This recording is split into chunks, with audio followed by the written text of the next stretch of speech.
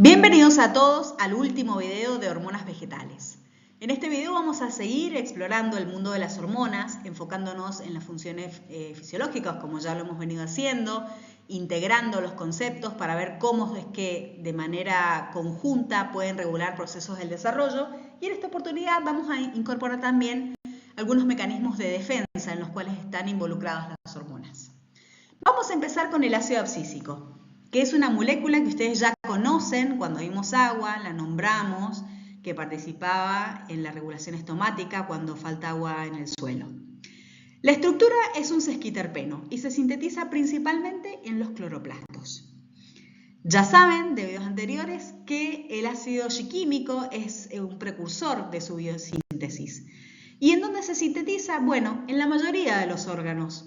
En las hojas, en las raíces, en semillas, en yemas. ¿Y cómo se transporta? Bueno, ya saben que por el xilema, también por el floema y también por difusión por las membranas porque es una molécula bastante lipofílica. Cuando ustedes piensen en ácido abscísico, traten de pensar en un discopare, porque es más o menos lo que hace. Es un inhibidor muy fuerte del crecimiento. La respuesta más común de las células al ABA es la inhibición del crecimiento, sobre todo en los tallos. ¿Se acuerdan del proceso de expansión celular en donde había un receptor que se acoplaba a la usina y desencadenaba una serie de transducción en lo que uno de los primeros pasos era que se activaran las ATPasas que estaban en las membranas, así acidificaban el apoplasto y así se activaban las enzimas que iban a aflojar la pared para que pierda la turgencia, para que entrara agua y para que se expanda? Bueno, el ABA lo que hace es bloquear esas ATPasas. Entonces el pH no puede bajar en el apoplasto, no se pueden activar las enzimas y entonces en consecuencia no hay crecimiento. Otra de las funciones que cumple es promover la senescencia de las hojas y la dormición de yemas. Por ejemplo, en las plantas leñosas caducas de climas templados, todas las hojas senecen a la vez. Todas las hojas del árbol o de las especies leñosas se ponen de un color amarillento, rojizo y luego abscisionan, pero lo hacen todas a la vez. Entonces, ¿qué es lo que sucede? ¿Cómo se percibe esa señal? Cuando los días comienzan a cortarse y cuando comienza a descender la temperatura, esa es una señal que es percibida por fotorreceptores y por termorreceptores, que son proteínas, que son receptores, que ya lo vamos a ver más adelante. Y este cambio configuracional que se forma allí en esos receptores van a desencadenar una respuesta hormonal. La respuesta hormonal va a ser un aumento en la concentración del ácido abscísico y una caída en la concentración de las citocininas y de las gibberelinas. Esto va a desencadenar los procesos de senescencia foliar y de la dormición de yemas. Entonces ahora cabe preguntarse si esto tiene algún beneficio adaptativo. Y la respuesta es que sí. Si esas hojas se quedaran en esos árboles, en esas especies leñosas, en esos climas que tienen inviernos muy crudos, caerían en las trampas del frío, lo cual mataría las hojas y sería una pérdida de todo el carbono que ha sido almacenado durante la estación de crecimiento a partir de la fotosíntesis en vano. Entonces, antes de que eso suceda, mientras la hoja todavía está viva y activa, existe una reasignación de esos recursos, de esos fotoasimilados desde las hojas hacia los tejidos de reserva permanentes, esas estructuras permanentes que persisten en el invierno, como pueden ser el tronco, las raíces, ramas. Lo que sucede muy sintéticamente es que se empiezan a hidrolizar todos esos compuestos, ya sean almidones, azúcares, proteínas, se degradan hasta los ácidos nucleicos que hay en las hojas y quedan de manera más simple y son traslocadas a estas estructuras y así esas van a ser las reservas que tiene esa planta para en la próxima estación de crecimiento poder brotar. Asimismo, lo que ocurre en las yemas es que hay cambios en esas yemas de tipo morfológico y fisiológico que hacen que esa yema pueda persistir en el invierno. Por ejemplo, hay una desecación de los tejidos, lo que le ayuda a retirar agua y a que no se congele y a que no se dañen las células. se protegen con pérulas, con ceras, con pelos, y todo eso hace que los meristemas que están allí adentro en las yemas puedan resistir el invierno y puedan brotar luego cuando aumenten las temperaturas. Dentro de esas yemas lo que está pasando es esta puja entre las gibberelinas que estaban activas porque estaban en la temporada de crecimiento, con el ácido abscísico que comenzó a formarse con ese descenso de las temperaturas y el acortamiento de los días. Entonces, el ácido abscísico comienza a acumularse, le gana a esa puja entre gibberelinas y todos esos genes que estaban activados por las gibberelinas que fomentaban la brotación y el crecimiento se silencian. Entonces, por eso esas yemas entran en dormición y no hay un crecimiento aparente allí adentro. Este es un buen ejemplo de eso que hablamos en la primera clase, de la regulación cruzada entre vías de hormonas, en las que hay dos señales que se están afectando mutuamente en la respuesta final. Acá hay una puja de lava que está promoviendo la dormición y de las gibberelinas que están promoviendo la germinación. Como tienen efectos opuestos, la respuesta final depende de ese balance y en este caso de la dormición, el que está ganando es el lava y entonces no hay un crecimiento de esas yemas. Entonces, por otro lado, tenemos que otro de los procesos fisiológicos regulados por el haba es promover la dormición de las semillas. ¿Qué sucede? Durante la maduración de las semillas, el embrión va a dejar de crecer por división celular en un momento y va a comenzar a crecer por expansión celular. ¿Pero por qué? ¿Cómo se debe este cambio? ¿Por qué hay un freno en la división celular? Es por un aumento de haba. En los embriones en crecimiento hay un aumento del haba propio del programa de desarrollo que lo que hacen es detener el ciclo celular. Esas mitosis que se estaban constatando se detienen. ¿Se acuerdan de esas proteínas, esas enzimas que se llamaban CDK, que se mantenían activas por las gibberelinas y por las auxinas? Bueno, resulta que el haba la frena. Y no solo eso, sino que también inhiben la síntesis de gibberelinas que estaban estimulando esta enzima. Por lo tanto, con todo esto, el ciclo celular se detiene, las divisiones se detienen. Otro de los procesos que está regulado por el haba es la maduración de las semillas. Hay un momento dentro de la maduración en los cuales hay un pulso, hay un aumento de la cantidad de ácido abscísico en el embrión. Entonces, cuando hay presencia de haba, su receptor dentro de la célula va a cambiar su configuración espacial y esto va a provocar que estas proteínas que están acá, que son unas fosfatasas, se inhiban. Y como están inhibidas, le dan lugar a que estas otras quinasas que están acá estén activas. Y estas, como son quinasas, o sea, fosforilan, van a fosforilar factores de la transcripción y esto va a dar lugar a que se activen, a que se transcriban los genes. ¿Qué genes? Aquellos que van a hacer a la maduración de la semilla y que van a producir una semilla en dormición. Esos genes son genes de degreening o desverdización, o sea, de pérdida del color verde, de acumulación de reservas y también unas proteínas que se llaman LEA que confieren una tolerancia a la desecación. Entonces, todo esto va a hacer en su conjunto que esa sea una semilla madura y que esté en dormición. Ahora, por el contrario, pensemos en una semilla que por alguna razón, ese embrión, no tiene haba. ¿Qué es lo que sucede? Ese receptor que antes había cambiado su configuración espacial cuando tenía haba, ya no puede cambiarlo. Entonces, al no poder cambiar su configuración, esos receptores no van a bloquear estas fosfatasas y estas quinasas que siguen van a estar inhibidas. Como están inhibidas, entonces no van a poder fosforilar ningún factor de transcripción y entonces no van a poder transcribir ninguno de esos genes, no se pueden expresar y no van a inducir a la dormición. No va a haber degreening, no se van a expresar esas proteínas LEA y esa semilla no puede adquirir una tolerancia a la desecación. Piensen que una semilla tiene un montón de proteínas, tiene un montón de enzimas que se van a activar una vez que se inhiban de nuevo para poder germinar. Y imagínense que cuando se empieza a secar esa semilla, esas proteínas podrían sufrir daños estructurales y luego no ser efectivas a la hora de la germinación posterior. Como nada de esto sucede, muchas veces pasa que estas semillas, como no están dormidas, sufren viviparismo, o sea, van a germinar adentro de la planta de la cual le de origen. Muchas veces eso lo vemos en cítricos, por ejemplo. Ahora vamos a prestar un poquito de atención, vamos a hacer foco en estas proteínas LEA. Estas proteínas se llaman así porque viene del inglés Late Embryogenesis Abundant, porque son muy abundantes, como vimos, en las últimas fases de la embriogénesis, porque se produjo mucho ABA. Entonces, ¿qué son? Son proteínas que son muy hidrofílicas y actúan realmente como un escudo molecular.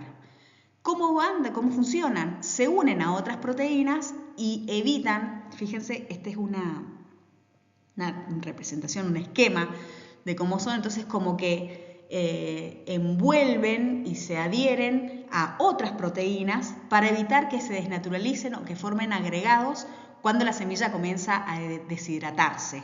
Entonces, estas proteínas vienen a salvarlas de esos procesos. Y resulta que estas proteínas no están solamente en las semillas.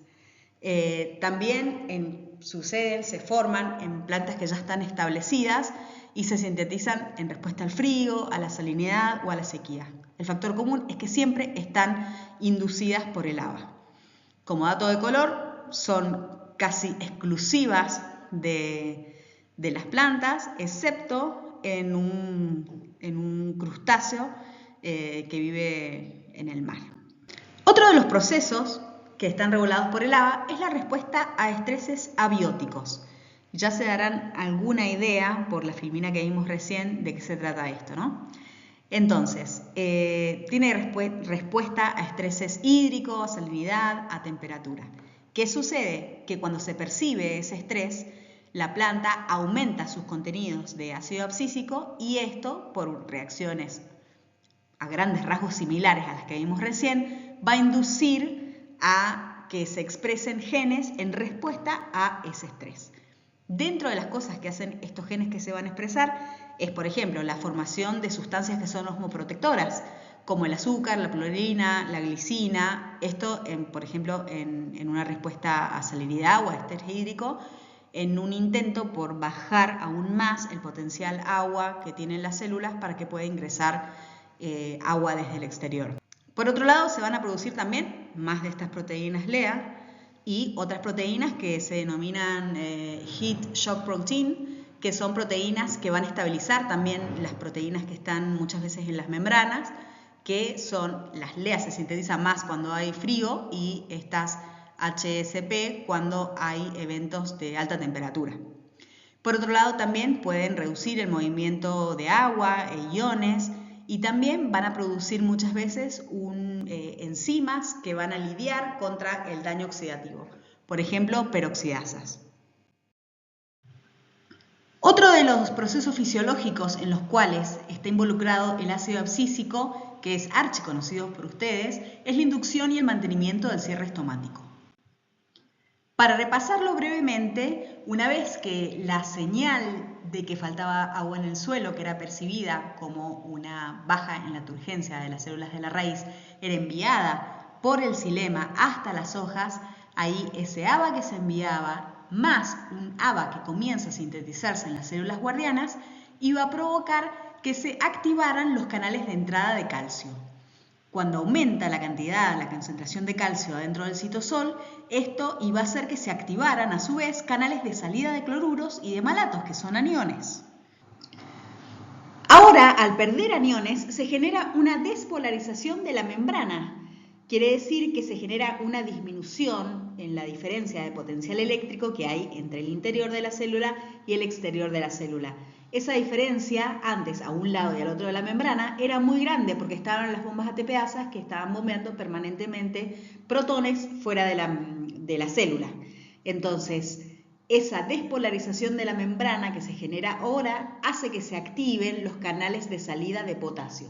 Entonces, con la salida de potasio más la salida de los aniones, se genera un aumento del potencial osmótico y en consecuencia un aumento del potencial agua, que va a provocar la salida de agua para poder equilibrar ese potencial agua con el potencial de afuera y entonces el estómago se cierra. Ahora, una vez que el estoma está cerrado, se tiene que mantener así, ¿no es cierto?, hasta que se restablezca la situación favorable de agua en el suelo. Entonces, ¿cómo sucede? Bueno, porque todo ese calcio que entró va a inhibir la bomba de protones y los canales de calcio que comenzaban con el proceso de apertura estomática. Entonces, así puede mantenerse cerrado. Acá tienen una representación gráfica de cómo es ese aumento de ABA. Fíjense que esto es el tiempo en días y acá tenemos resistencia estomática y contenido de ABA en este eje y el potencial hídrico acá. Fíjense que entre el segundo y el quinto día hay una baja grande de potencial agua que luego, por un riego probablemente, vuelve a tener una dotación normal de agua ese suelo. Y fíjense que en donde comienza la caída del potencial agua, empieza el aumento del contenido del ácido abscísico y del cierre del estoma. Y luego, cuando vuelve a niveles normales, el ABA comienza a disminuir para permitir así la apertura estomática. Y este es un buen momento para recordar que, pasado el estrés hídrico que está sufriendo esta planta, los receptores de ABA deben quedar libres nuevamente, porque puede suceder otro evento de estrés hídrico y esos receptores que están en los estomas deben ser capaces de responder. Por lo tanto, esa señal que en ese momento tiene ese receptor debe desaparecer por algunos de los mecanismos que ya estudiamos y que serán distintos, depende del tipo de señal que esté acoplada con ese receptor. Ahora, ¿y por qué no cabe preguntarse si el ácido abscísico solamente lo producen las plantas? Bueno, la respuesta, como ya lo imaginaban, es que no. Hay algunas bacterias que son beneficiosas que viven en el suelo, como por ejemplo Azospirillum brasiliensis, que también pueden producir ABA. Entonces, nuestra profe Ana Cohen se preguntó, ¿qué pasa si una planta se asocia con estas bacterias? ¿Le ayudarán a crecer? ¿Va a poder resistir mejor la falta de agua porque tienen ABA? Bueno, entonces para poner a prueba sus hipótesis, usaron dos tipos de plantas de Arabidopsis. Usaron unos genotipos que eran normales y otro que no producían ABA, o sea, era mutante para la producción de ABA. Y las inocularon con una bacteria de Azospirillum. Entonces, una vez que las inocularon, las sometieron a una sequía. ¿Y qué encontraron? Bueno, que las plantas que las habían inoculado con la bacteria que producía ABA crecieron más, formaron más raíces, tuvieron más pigmentos fotosintéticos, perdieron menos agua porque tenían una mejor regulación del cierre estomático, produjeron más semillas, en definitiva sobrevivieron mejor a la sequía. Entonces, ¿qué es lo que sucedió? Es que aumentaron los mismos niveles endógenos de la planta. Y entonces quería decir que esa bacteria que estaba produciendo ABA también influía en la fisiología de la planta. Y eso es todo lo que vamos a ver en este video sobre ABA. Tienen también, les he dejado una bibliografía que pueden consultar en donde hay más profundización en algunos de estos procesos que vimos y hay otros procesos también explicados y tienen un montón de bioquímica si es que les gusta. Bueno, y ahora vamos a continuar con las estrigolactonas. Son hormonas que son un poco menos conocidas, que son de estructura química, son lactonas terpenoides. Miren, son un poco más complejas que las otras hormonas, ¿no? Sus precursores también vienen de la ruta isoprenoide y se sintetizan en casi todos los lugares de la planta, en los tallos, en las hojas, en las raíces. Se transportan principalmente por el xilema y también difunden por las membranas porque son bastante lipofílicas. Las estrigolactonas se encuentran aproximadamente en el 80% de todas las especies vegetales y fueron descubiertas originalmente porque estimulaban la germinación de unas plantas parásitas como el género Striga, por eso se llaman estrigolactonas, y también otros géneros como Orobanche y Filabanche. Resulta que las estrigas son parásitas de raíces obligadas.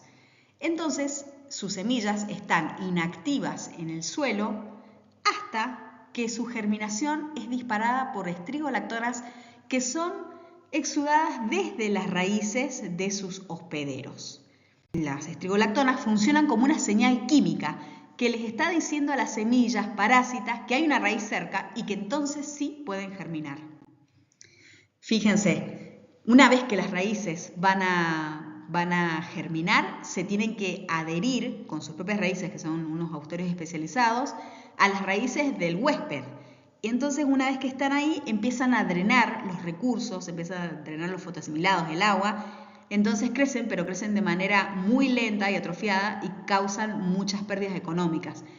Por ejemplo, miren, acá hay una planta de arroz, que es esta que se ve por acá, que ya está bastante clorótica, y esta, con sus flores violetas, es una planta de estriga que le está parasitando. En plantas de tomate que tienen pocos nutrientes, por ejemplo, fósforo, esas estrigolactonas que se exudan desde las raíces son reconocidas por micorrizas arbusculares. O sea, estos hongos son atraídos hacia las raíces y no solo son atraídos, sino que también aumentan la ramificación de sus hifas. Y esto incrementa el éxito, por supuesto, de la interacción de las micorrizas con las plantas. Y esto le ayuda a la planta a la absorción de nutrientes, especialmente si le falta fósforo y agua en el suelo.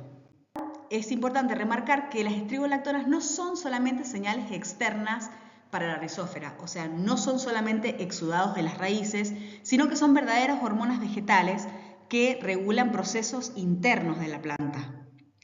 Por ejemplo, una de las cosas que hacen, ya vimos en repetidas oportunidades, que es regular la arquitectura de la planta. ¿Por qué? Porque las yemas axilares, esa auxina que descendía de la yema apical, promovía la producción de estrigolactonas en las yemas axilares.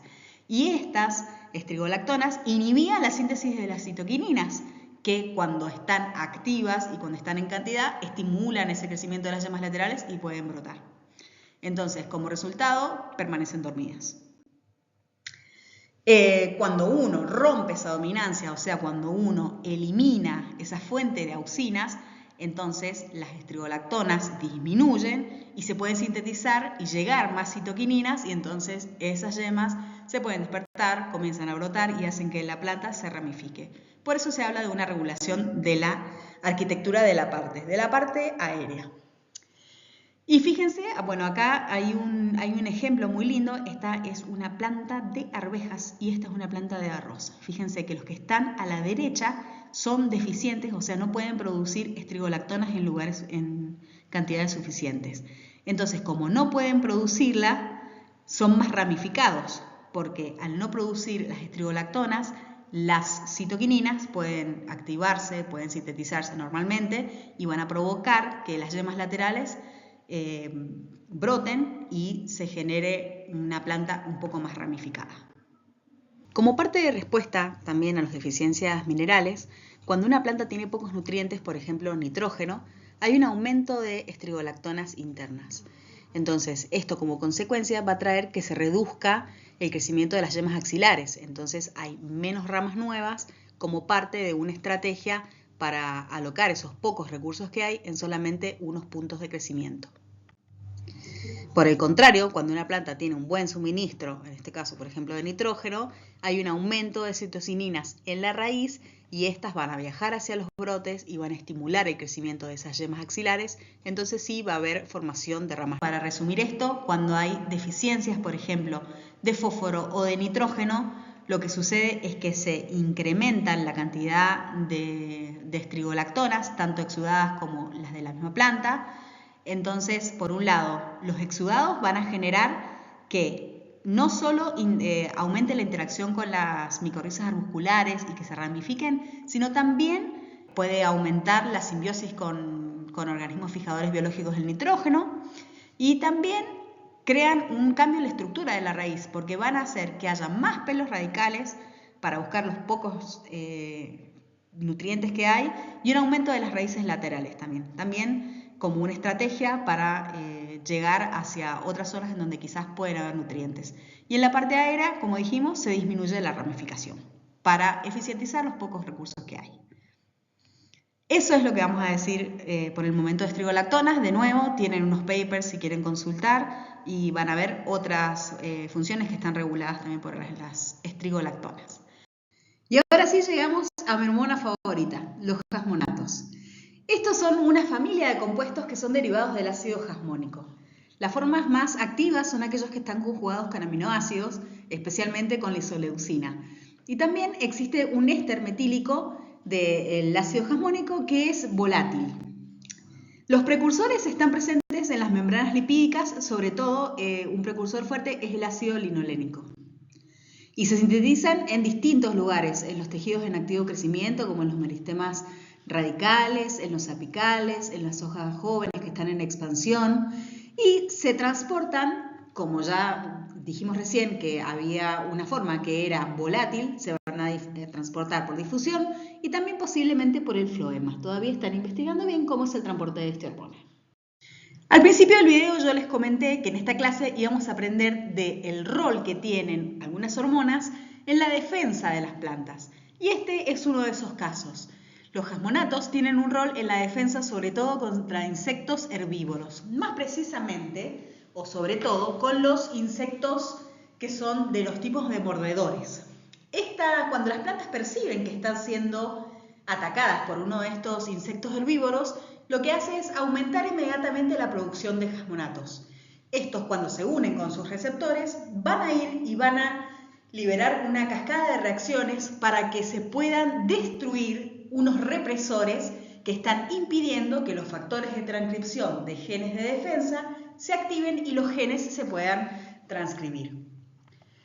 Entonces, una vez que esto sucede y que esos genes están activos, ¿cuáles son esos genes que se activan? Se activan un montón de genes que se llaman antiherbivoría, que lo que hacen es básicamente interrumpir la digestión del insecto.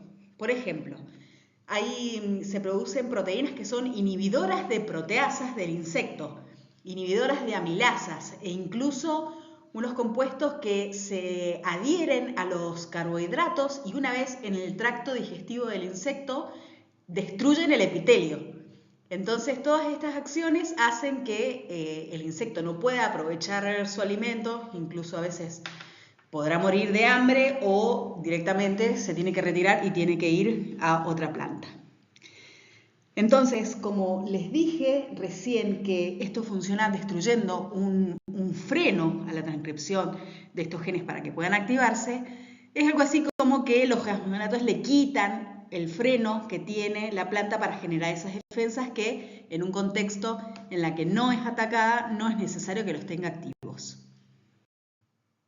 Paralelamente a esta inducción de genes, esta planta está emitiendo metilhasmonato. La planta detecta que le empezaron a comer y además de desencadenar todas esas series de inducción de síntesis de proteínas que son antiherbivoría, también emite compuestos volátiles, uno de ellos es el metilhasmonato.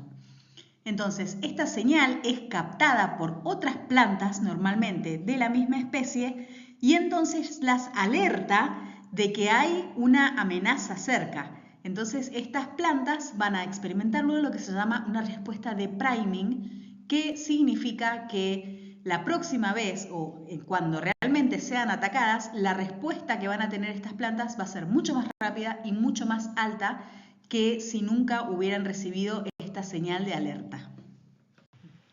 Además de la liberación de este metilhasmonato, va a producir este aumento de jasmonatos internos que se produzcan otros compuestos que son volátiles.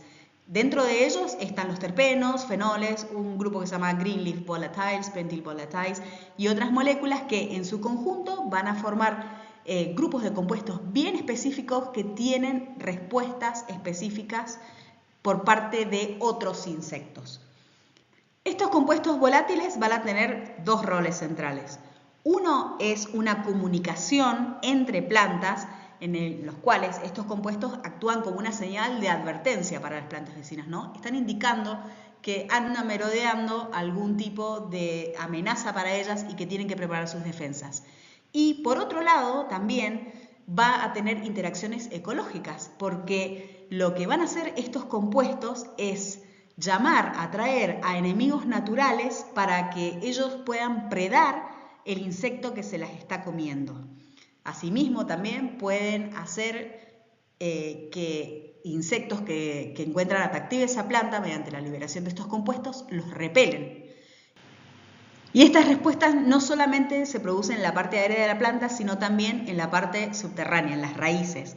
Cuando las raíces perciben que están siendo atacadas por un herbívoro, entonces emiten compuestos orgánicos volátiles que van a atraer, por ejemplo, a nemátodos, que son parásitos de esos insectos que le están atacando. Otras respuestas que regulan son respuestas a patógenos que son necrotróficos, como por ejemplo la botrytis, o el crecimiento de las plantas, el desarrollo de flores, de semillas y de la elongación de raíces. Y eso es todo lo que vamos a abordar sobre los jasmonatos en este video. Recuerden que también tienen una bibliografía complementaria para algún tema que hemos tocado y que está empleado, y otros también temas que no pudimos abordarlos por falta de tiempo y porque también son procesos quizás de los cuales se conoce menos. Ahora sí vamos a entrar de lleno al ácido salicílico, otra hormona vegetal. Esta hormona ya la deben conocer porque una forma acetilada es el ácido acetil salicílico, que saben que es la aspirina que se obtuvo primeramente o se descubrió en árboles de sales, por ejemplo. Normalmente su ruta biosintética comienza en el cloroplasto a través del ácido G-químico, pero también tiene algunas otras rutas metabólicas que si quieren las pueden ver en el apunte o en algún paper que les voy a dejar. ¿Cómo se transportan? Bueno, se transportan de célula a célula. No está muy estudiado realmente cómo es el transporte. Lo que sí se sabe mucho es que dentro de sus roles inducen la respuesta de defensa. Es decir, son esenciales para que la planta pueda defenderse frente a patógenos que son biotróficos, es decir, aquellos patógenos que necesitan de una célula viva para poder vivir. Es una alarma molecular de las plantas. Detecta la amenaza y va a encender sus defensas incluso antes de que el enemigo pueda propagarse. ¿Y cómo sucede todo esto? Bueno, vamos a empezar a estudiarlo de a poquito.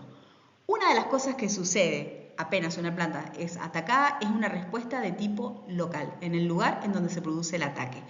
Esto lleva a un estallido de especies reactivas del oxígeno y al que por ejemplo, van a intentar romper, oxidar las membranas de los patógenos, y hay también una síntesis de enzimas y de compuestos que son antimicrobianos. Eso es lo que primero sucede. Asimismo, apenas comienza esa respuesta local, comienza a acumularse ácido salicílico. Y cuando los niveles son altos, se van a desatar respuestas que son dependientes del mismo.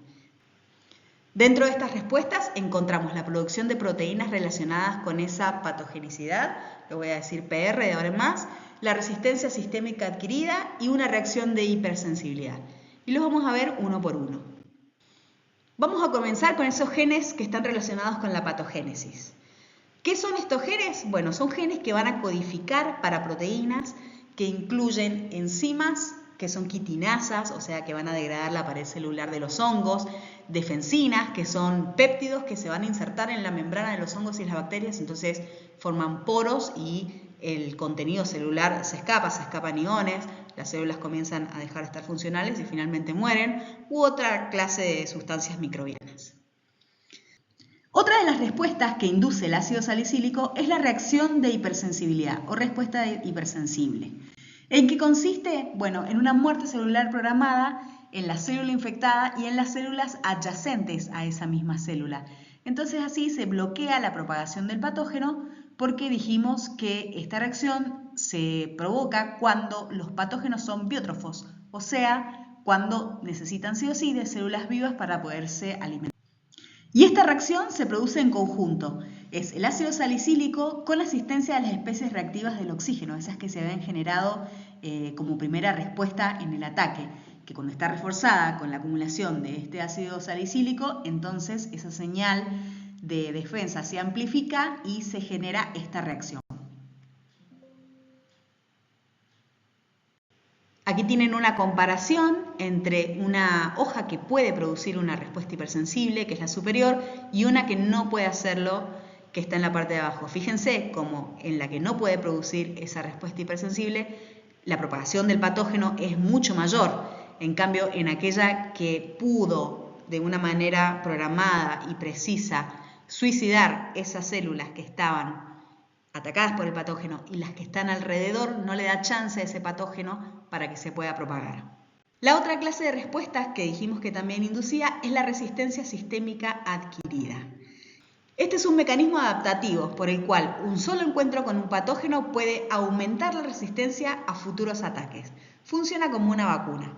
En este caso, el ácido salicílico viaja desde esa infección local, desde ese sitio infectado, hacia otras partes de la planta que no están infectadas. Entonces, lo que hacen las otras partes de la planta es estimular la expresión de esos genes PR, los que están relacionados con la patogénesis, y activa las defensas en toda la planta. De ese modo es que es una especie de vacuna interna. Y todo este mecanismo, los mediados por el ácido salicílico, tanto la respuesta local como las proteínas relacionadas con la patogenosidad, la respuesta hipersensible y la respuesta sistémica adquirida, le van a permitir a la planta coordinar una respuesta que sea eficaz y que sea duradera también en el tiempo frente a futuras infecciones. Otros procesos en los cuales se ve involucrado esta hormona es en el retraso de la senescencia foliar, porque por ejemplo se ha demostrado que mutantes que son defectuosos en esa síntesis muestran un adelanto de la senescencia natural. Y también parece jugar un rol en la defensa contra insectos junto con el ácido jasmónico que vimos recién. Y además se ve involucrado en la iniciación de la producción de calor de las calas para dispersar su olor y para atraer polinizadores. Activa esa ruta alternativa de la respiración que generaba calor para poder dispersar el olor. Si quieren complementar con algunos procesos que no nombramos o con algunas rutas metabólicas, les he dejado también papers sobre el ácido salicílico. Ahora sí llegamos a los brasinosteroides. Este es un grupo de hormonas que son de los más nuevos y son compuestos que son esteroidales, en donde los más activos que vamos a encontrar en plantas son el brasinólido y la catasterona. Hay más de 60. Los precursores de la biosíntesis vienen de la ruta isoprenoide y se sintetizan en tejidos en activo crecimiento, como en los meristemas radicales, apicales, en hojas jóvenes en expansión, en semillas y en polen. De hecho, fue aislado a partir de polen de brásica, por eso su nombre. Y se transportan, son bastante solubles en lípidos, entonces pueden difundir por las membranas. Y al parecer, una característica que tienen es que no se traslocan como otras hormonas desde las raíces hasta los tallos y viceversa. Dentro de los procesos fisiológicos que regulan los brasinosteroides está la promoción del crecimiento. ¿Y cómo lo hacen? Lo hacen tanto a través de la división celular como de la expansión celular. Dentro de la expansión celular, ¿se acuerdan que las auxinas se unían con el receptor de la membrana y esto provocaba que se activaran esas bombas ATPasas que iban a acidificar el medio y que luego se iban a activar las expansinas y las enzimas SET y esto iba a provocar que se aflojara la membrana, entrara el agua y se expandieran? Bueno, los brasinosteroides actúan de forma análoga y sinérgica con las auxinas, también activando esas bombas ATPasa de forma similar también y aditiva a las de las gibberelinas. Entonces, una vez que se activaron las bombas, como dijimos, se ablanda la pared, entra el agua y se genera esa expansión. Y dentro de la división celular, los brasinosteroides aumentan las quinasas dependientes de ciclinas, que eran esas enzimas que regulaban principalmente la transición entre la fase G1 y la fase S. Por lo tanto, son similares a lo que generaban las citoquininas y las gibberelinas. Y entonces aquí tienen un ejemplo de cómo luce un genotipo de Arabidopsis que es normal a la izquierda frente a otros mutantes que carecen de brasinosteroides o los producen en muy pocas cantidades. Y ustedes ven cómo a los que les faltan los brasinosteroides tienen un fenotipo mucho más chiquitito, son plantas enanas en comparación con el fenotipo normal. Otro de los procesos que regula es la arquitectura de la planta. ¿Por qué? Porque inhibe la formación de los pelos radicales, pero van a promover el desarrollo de las raíces laterales. Fíjense en este gráfico, ustedes tienen en el eje de las ordenadas la formación de raíces laterales en porcentaje. Frente a la concentración de auxinas, ustedes ven que dentro de un rango de auxinas determinado, si se le agrega brasinosteroides, la formación de raíces laterales es mucho más grande, tiene un efecto sinérgico que cuando no se le coloca ese brasinosteroide adicional. Ahora, en cuanto a la dormición y a la germinación, que ya es un proceso que hemos visto, resulta que el ABA y las gibberelinas no son las únicas hormonas que están involucradas, sino que también los brasinosteroides favorecen la germinación porque lo que hacen es bloquear la acción del ABA y estimulan también la síntesis del etileno y promueven también la producción de gibberelinas. De hecho, en mutantes que son muy carentes de giberelinas, los brasinosteroides pueden también inducir a la germinación. Y esto demuestra que tienen un rol propio más allá de la inducción de la síntesis de giberelinas. Promueve la producción de giberelinas. Entonces, en esta puja por quién gana en la dormición y en la germinación, van a ganar las giberelinas, van a activar todos esos genes que promueven el crecimiento y esa yema o esa semilla va a poder brotar o va a poder germinar. Sin embargo, en plantas mutantes que no tienen giberelinas, los brasinosteroides pueden inducir la germinación. Por lo tanto, además de tener ese efecto sinérgico para producir más giberelina, tienen un rol propio más allá de las giberelinas. Por otro lado, también están involucradas en la etiolación de los hipocotilos que crecen en la oscuridad bajo la tierra. Ya sabemos de unas filminas anteriores, de cuando estudiamos haba, que cuando una semilla germina bajo tierra o bajo una capa densa de hojarasca o a la sombra, se produce un crecimiento etiolado. Entonces hay un hipocotilo que es muy largo y tienen un gancho apical. Esto permitía que la planta invierta sus recursos en busca rápidamente de la luz y el gancho apical, por otro lado, la protegía el meristema apical mientras tenía que atravesar el suelo evitando que se dañara. En la naturaleza, este patrón también está controlado por los brasinosteroides y por las giberelinas, que van a maximizar las chances de que esa planta pueda alcanzar la superficie antes de que se active ese desarrollo fotosintético para evitar un gasto innecesario. Y por último, otros procesos que están regulados por estas hormonas son la promoción de la senescencia, regulan también la determinación del sexo en flores de algunas especies, están relacionados con el gravitropismo, tienen una participación en la reducción de la dominancia apical y en la diferenciación del xilema.